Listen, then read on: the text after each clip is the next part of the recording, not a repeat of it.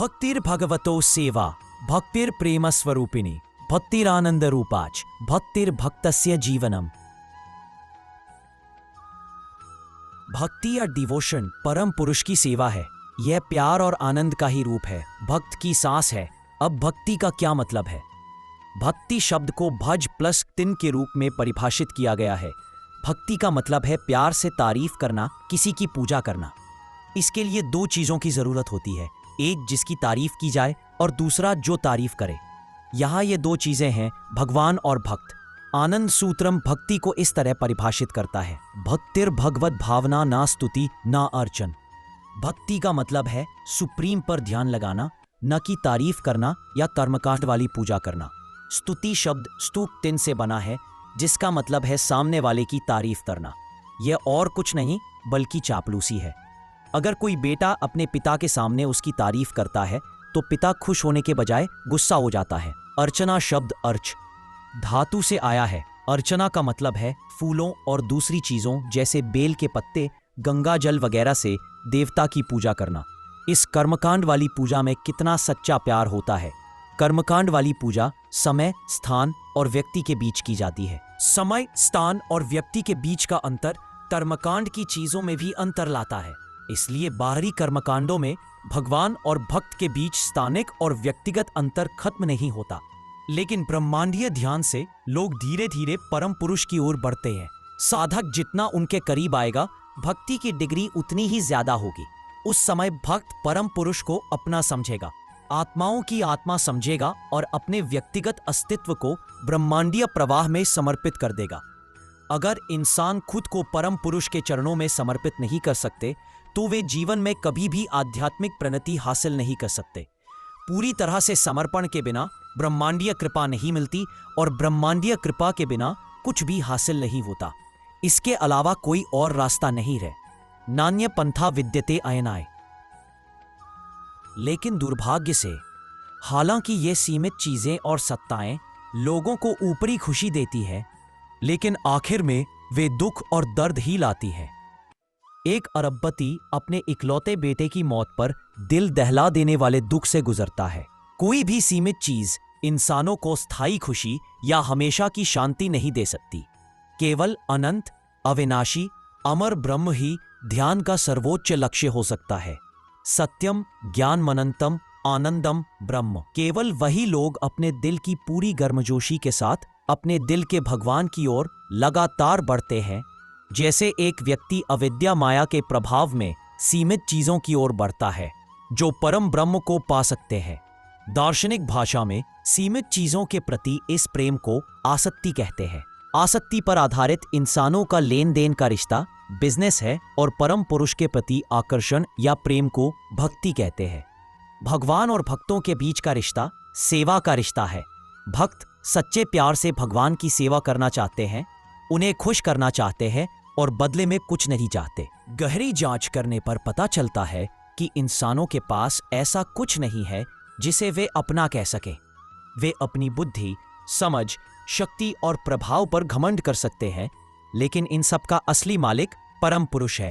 केवल उनकी कृपा से ही कोई चीजों का इस्तेमाल या आनंद ले सकता है। अगर परम पुरुष चाहें तो वे इंसानों से ये सारी चीजें छीन सकते हैं और इंसान इसके बारे में कुछ नहीं कर पाएंगे। परम सत्य को समझने के बाद समझदार लोगों को परम पुरुष द्वारा दी गई शक्ति से उन्हें पाने की कोशिश करनी चाहिए। परम पुरुष को पाना भी उनकी कृपा पर निर्भर करता है। परम पुरुष की कृपा पाने के लिए इंसानों को भी कुछ करना होगा। उनका कर्तव्य है कि वे उनके बारे में सोचें या ध्यान करें। ठाकुर रामकृष्ण कहते थे, कृ का मतलब है कुछ करो और पा का मतलब है कुछ पाओ। ब्रह्मांडीय कृपा पाना इंसानों का जन्म सिद्ध अधिकार है। अधिकार और कर्तव्य एक दूसरे से जुड़े हुए हैं। इसलिए अगर कोई ब्रह्मांडीय कृपा पाना चाहता है तो उसे अपने दिल में भक्ति जगाना होगा। जो इस भक्ति को महसूस करता है वह एक भाग्यशाली इंसान है। उसे और कुछ करने की जरूरत नहीं है। वह उस भक्ति से ब्रह्म को जरूर पालेगा। सहज ज्ञान वाली प्रैक्टिस के पीछे मुख्य मकसद भक्ति को जगाना और विकसित करना है। जो व्यक्ति ब्रह्म को पाना चाहता है और उसमें जरूरी भक्ति रखता है, वो निश्चित रूप से उसे पालेगा। लेकिन मान लीजिए कि किसी व्यक्ति में भक्ति की कमी है, वो साधना नहीं करता, फिलॉसफी नहीं समझता, वो एक साधारण अनपढ़ गांव का रहने वाला है जिसका कोई सामाजिक मान सम्मान नहीं है। तो क्या ऐसा व्यक्ति मुक्ति पा सकता है? क्या वो परमात्मा को पा सकता है? इसका जवाब आसान है, हाँ, निश्चित रूप से वो ब्रह्म को पा सकता है। मोक्ष पाना सभी जीवों का जन्मसिद्ध अधिकार है। परमात्मा पढ़े लिखे और अनपढ़, अमीर और गरीब, जवान और बूढ़े में कोई फर्क नहीं करते। उनके लिए ऐसे बाहरी भेदों का कोई मतलब नहीं है। वो सब कुछ जानने वाली सत्ता है। वो व्यक्तियों के अंदर की भावनाओं को देखकर सब कुछ तय करते हैं।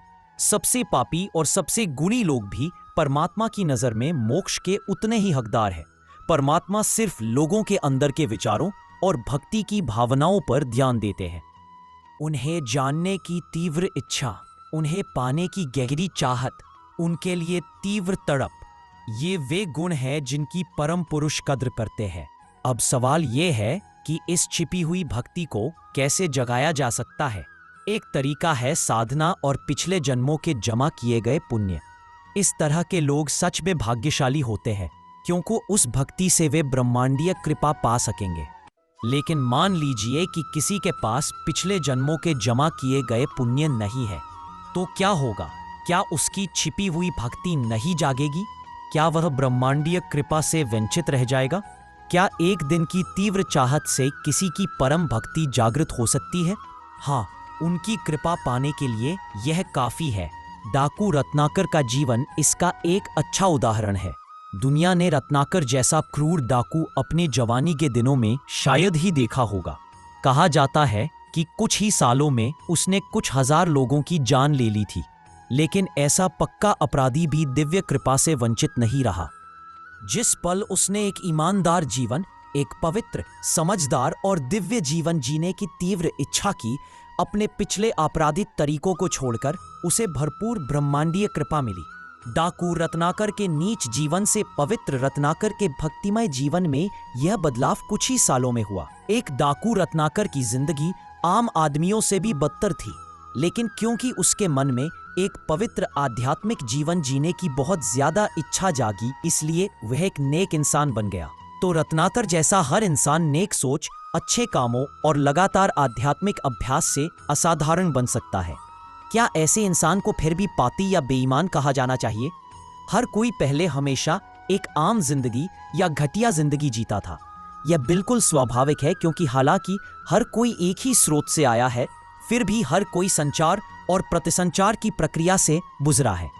स्वाभाविक रूप से किसी का भी पिछला जीवन कितना भी बुरा क्यों न रहा हो, उसे अपने मन से मिटा देना चाहिए। इंसानों का पिछली घटनाओं पर कोई कंट्रोल नहीं होता। वे सिर्फ वर्तमान का इस्तेमाल करके अपना भविष्य बना सकते हैं। भगवान ने इंसान के सिर के सामने आंखें लगाई हैं। इसीलिए उपनिषदों के ऋषि कहते हैं, चरैवेति चरैवेति, आगे बढ़ो आगे बढ़ो, वर्तमान का सही इस्तेमाल करो और अपना भविष्य बनाओ। अपनी सभी इच्छाओं को परम पुरुष की ओर मोड़ो। याद रखो कि परम पुरुष या विष्णु के अलावा तुम्हारा अपना कोई नहीं है।